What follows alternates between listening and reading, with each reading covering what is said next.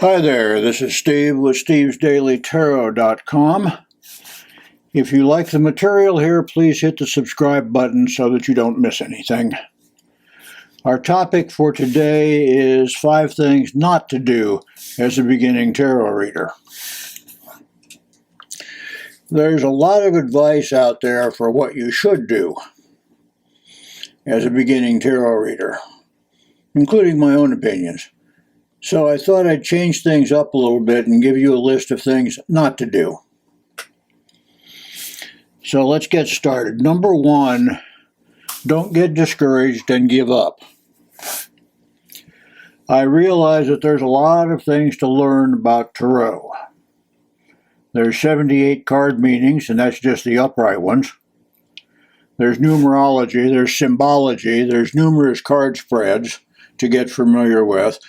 It just seems like you're overwhelmed because so much information to master. But the key to success is to start small, 1 or 2 card readings, keep working, don't give up. Remember that you'll never fail unless you stop trying.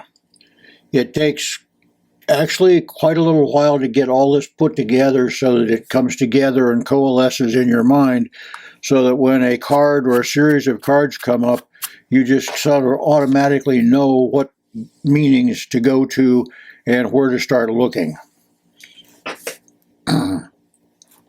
Number 2, don't listen to negative people. And there are a bunch of them out there. Especially when it comes to tarot and metaphysical subjects, there's a whole lot of negative people out there. You'll hear people say that the cards are too complicated to learn, or that they don't make any sense. That doesn't make any sense to me. They may tell you you'll never succeed as a reader, so why waste your time? Well, what else are you doing? Why not? And it's not a waste. Few folks may think that tarot is black magic and they're afraid of the cards. They may tell you that working with the cards will cause you to become possessed by evil. I'm going to call BS on that one. Don't listen to them. It's not true. There's nothing wrong with the tarot cards. They're not evil. Somebody asked me once, are tarot cards evil? And I have 3 answers: no, no, and hell no. So don't let their negativity interfere with your goal of becoming a tarot reader. Number 3. This one's sort of important if you're just starting. Don't use cards that do not have a picture on the minor arcanas. There are some decks out there that have minor arcana cards that are like regular playing cards. And we call these pip decks.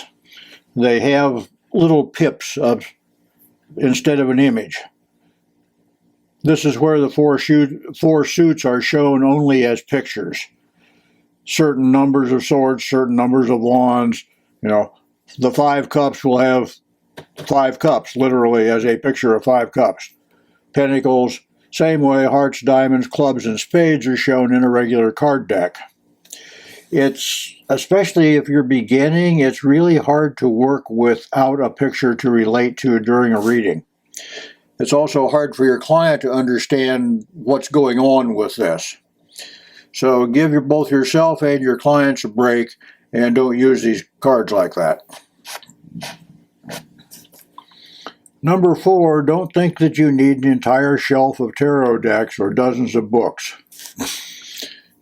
A lot of us collect tarot decks simply for the pictures on them and the artwork involved. Excuse me. Also to see what different artists do with their rendition of a particular card. I have on my schedule to go through and do a series of videos like this showing different decks, the same card from different decks, and see how the artist has depicted them and what changes that would make in a reading. That's coming up. So anyway, you don't need an entire shelf of tarot decks or dozens of books. One deck, one good deck. I would start with the Rider-Waite, since that's pretty much the standard. That's the gold standard for everybody that starts. Rider-Waite deck. one deck, one reference book.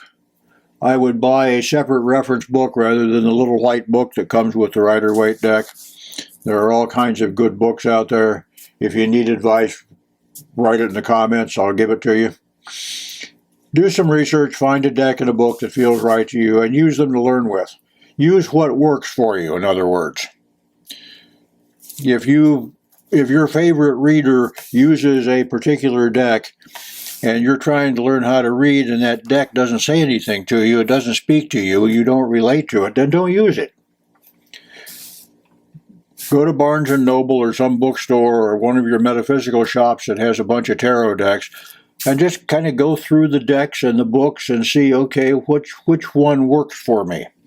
Be sure to get a book that references the deck that you're using. There are a lot of books out there that are referencing particular decks of cards, and if you have a different deck, the book and what you see from the cards will simply not match.